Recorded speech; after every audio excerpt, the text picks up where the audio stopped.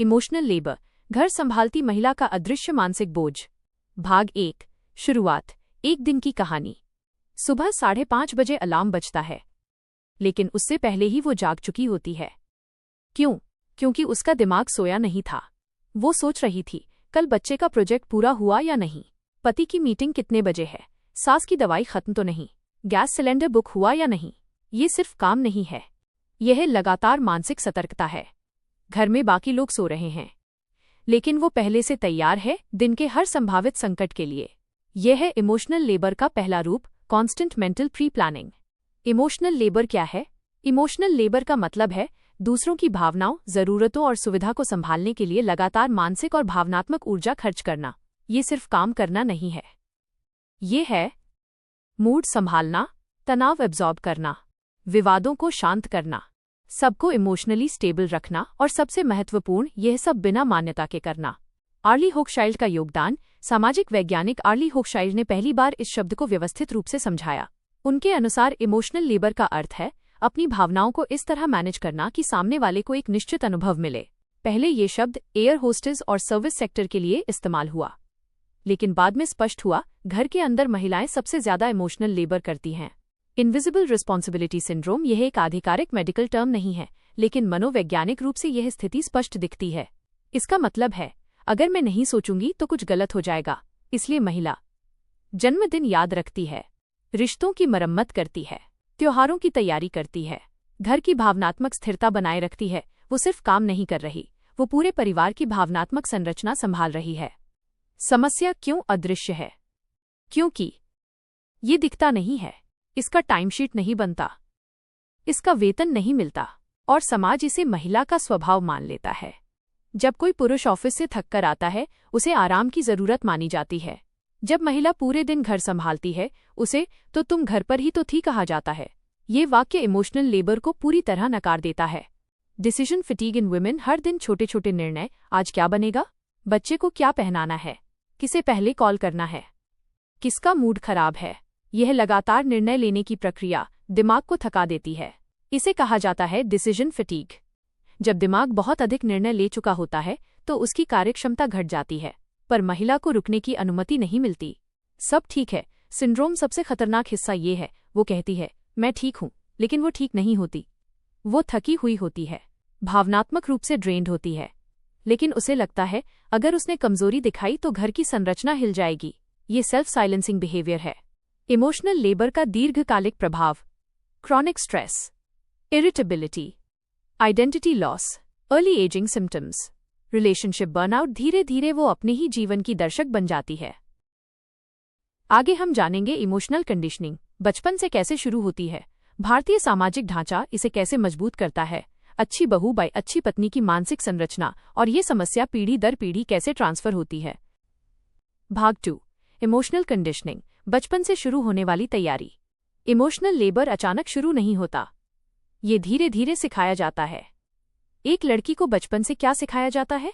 पहले मेहमानों को पानी दो, भाई को पहले खाना परोस दो, जोर से मत बोलो, घर का माहौल खराब मत करो, सबको खुश रखो। ये सिर्फ व्यवहार नहीं है, ये है इमोशनल कंडीशनिंग।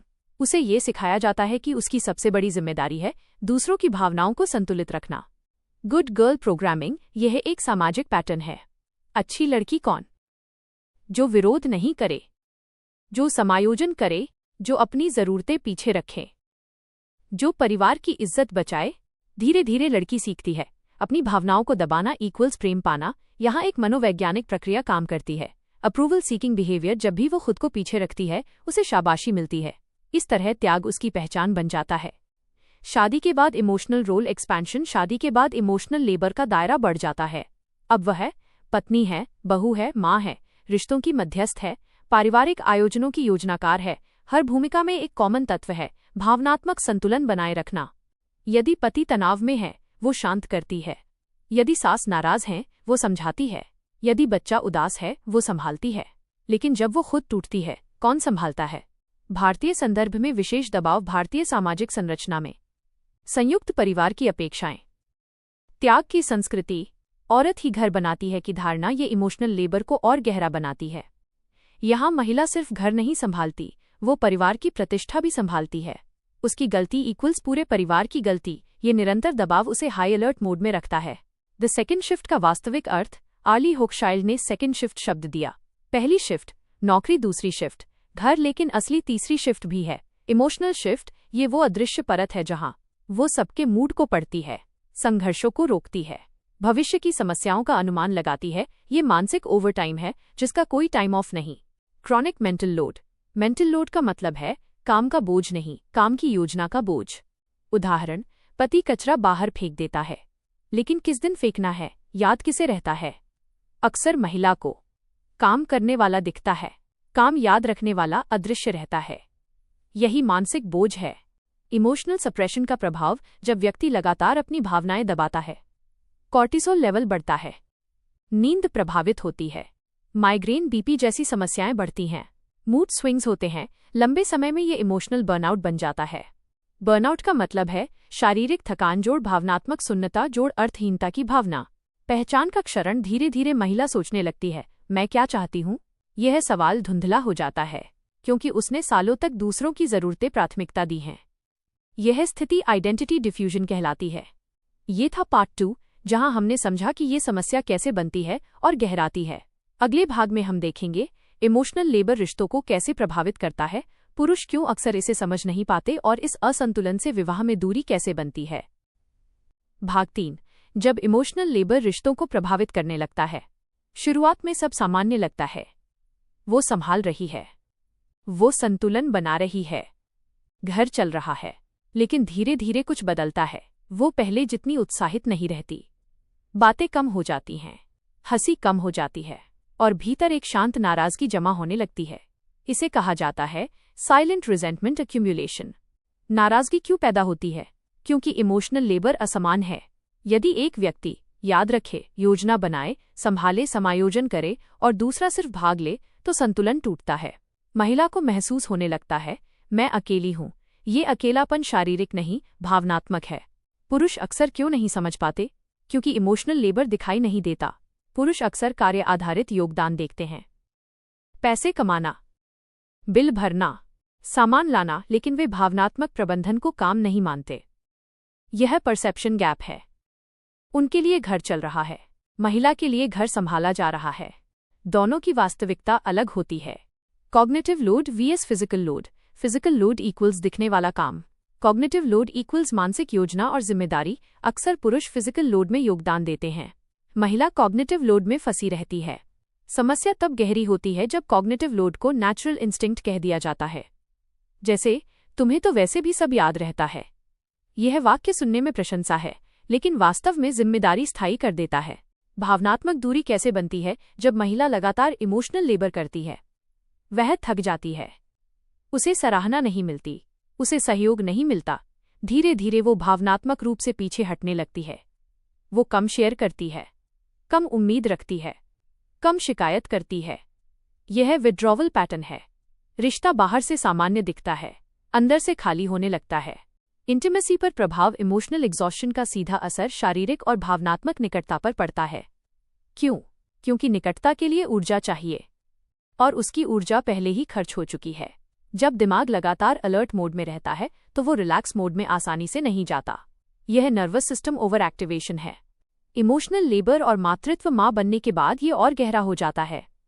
अब बच्चे की भावनात्मक सुरक्षा, शिक्षा, सामाजिक विकास, व्यवहार, सबकी प्राथमिक जिम्मेदारी महिला पर आ जाती है। उसे सिर्फ बच्चा नहीं पालना, एक भविष्य बनाना होता है। ये दीर्घकालिक मानसिक दबाव है। Self neglect cycle. धीरे धीरे वो अपने शौक छोड़ देती है, अपनी मित्रता सीमित कर देती है, अपने स्वास्थ्य को टाल देती है। वो सोचती है अभी समय नहीं है, लेकिन ये अभी सालों में बदल जाता है। सेल्फ नेग्लेक्ट स्थायी आदत बन जाती है। इमोशनल लेबर और जल्दी बुढ़ापा। लगातार तनाव त्वचा पर असर डालता है, हार्मोनल असंतुलन बढ़ाता है, थकान स्थायी कर देता है। स्ट्रेस इंड्यूस्ड एजिंग वास्तविक है। ये सिर्फ बाहरी बदलाव नहीं है, ये आंतरिक क्षरण है। सबसे खतरनाक मोड़। एक दिन वो महसूस करती है, कोई मुझे समझता नहीं। ये वाक्य रिश्ते के लिए अलार्म है, क्योंकि इमोशनल लेबर का सबसे बड़ा दर्द है अदृश्य रह जाना। ये था पार्ट 3, जहां हमने देखा कि ये समस्या रिश्तों को भीतर से कैसे बदल देती है। अगले भाग में हम चर्चा करेंगे क्या समाधान संभव है। भाग 4 समाधान इमोशनल लेबर से संतुलन की ओर। अब प्रश्न ये है, क्या इमोशनल लेबर खत्म किया जा सकता है? पूरी तरह नहीं, लेकिन इसे संतुलित किया जा सकता है। पहला कदम है समस्या को नाम देना। जब तक महिला ये नहीं पहचानती कि वो लगातार इमोशनल लेबर कर रही है, तब तक उसे लगेगा कि बस मैं ही कमजोर हूं। ये कमजोरी नहीं है, यह असमान भावनात्मक वितरण है। 1. Emotional awareness mapping. सबसे पहले स्पष्ट करना होगा, मैं दिन भर क्या क्या मानसिक काम करती हूं। एक अभ्यास, 1 सप्ताह तक लिखें। कौन निर्णय लेता है? किसे याद रहता है? कौन भावनात्मक मध्यस्थता करता है? किसे भविष्य की चिंता रहती है? जब सूची सामने आती है तो अदृश्य बोझ दृश्य बन जाता है। 2. Emotional redistribution. रिडिस्ट्रीब्यूशन का अर्थ है काम बांटना नहीं, जिम्मेदारी बांटना। उदाहरण, सिर्फ यह कहना कि तुम बता देना, मैं कर दूंगा, रिडिस्ट्रीब्यूशन नहीं है। सही रिडिस्ट्रीब्यूशन है, अब ये पूरी जिम्मेदारी मेरी है, योजना, याद रखना, निष्पादन। ये कॉग्निटिव लोड ट्रांसफर है। 3. बाउंड्रीज एस्टैब्लिश करना। सीमाएं तय करना अपराध नहीं है। यदि महिला हर समय उपलब्ध रहती है तो परिवार उसे हमेशा उपलब्ध मानेगा। बाउंड्रीज का मतलब है हर समस्या मेरी जिम्मेदारी नहीं है, हर विवाद में मुझे मध्यस्थ नहीं बनना, हर मूड मुझे ठीक नहीं करना। ये सेल्फ प्रिजर्वेशन है। 4. Self identity restoration. सालों के इमोशनल लेबर के बाद महिला को खुद से फिर जुड़ना पड़ता है। कुछ प्रश्न, मुझे क्या पसंद है? मैं किस चीज में जीवंत महसूस करती हूँ? कौन सा काम सिर्फ मेरे लिए है? यह सेल्फ रिक्लेमिंग प्रोसेस है। छोटे कदम, सप्ताह में 1 घंटा सिर्फ अपने लिए, किसी शौक की पुनः शुरुआत, मित्रों से संवाद। यह विलासिता नहीं, मानसिक पुनर्निर्माण है। 5. Communication model. भावनात्मक शिकायत अक्सर आरोप बन जाती है, लेकिन प्रभावी संवाद संरचित होता है। गलत तरीका, तुम कभी मदद नहीं करते। सही तरीका, जब मुझे सब कुछ अकेले याद रखना पड़ता है, मैं मानसिक रूप से थक जाती हूँ। यह आई स्टेटमेंट टेक्निक है। इससे रक्षात्मक प्रतिक्रिया कम होती है। 6. पुरुषों की भूमिका। समाधान केवल महिला की जिम्मेदारी नहीं है, पुरुषों को भी सीखना होगा। भावनात्मक श्रम काम है, मानसिक योजना ऊर्जा लेती है। सहानुभूति सक्रिय प्रयास है। जब पुरुष इमोशनल अकाउंटेबिलिटी लेते हैं तभी संतुलन बनता है। 7. बच्चों को अलग कंडीशनिंग देना यदि अगली पीढ़ी को बदलना है। बेटियों को सब सहना मत सिखाइए, बेटों को भावनात्मक जिम्मेदारी सिखाइए। घर के निर्णय सामूहिक बनाइए, यह कल्चरल रीप्रोग्रामिंग है। निष्कर्ष, इमोशनल लेबर प्रेम का प्रमाण नहीं है। अत्यधिक त्याग स्वस्थ संबंध का संकेत नहीं है। संतुलन ही स्थिरता देता है। एक महिला जो लगातार भावनात्मक बोझ उठाती है वो मजबूत नहीं, अकेली होती है, और अकेलापन किसी भी रिश्ते की नींव को कमजोर कर देता है। क्या आपने कभी महसूस किया है कि आप पूरे घर की भावनात्मक जिम्मेदारी अकेले उठा रही हैं? अगर हाँ, तो आप अकेली नहीं हैं। इमोशनल लेबर वो मानसिक और भावनात्मक काम है जो दिखाई नहीं देता लेकिन सबसे ज्यादा थकाता है। आज के वीडियो में अगर आपको अपनी कहानी की झलक मिली हो तो कमेंट में लिखें, मैं देखी जा रही हूँ। ये सिर्फ एक कमेंट नहीं होगा, यह स्वीकार होगा कि आपका बोझ वास्तविक है।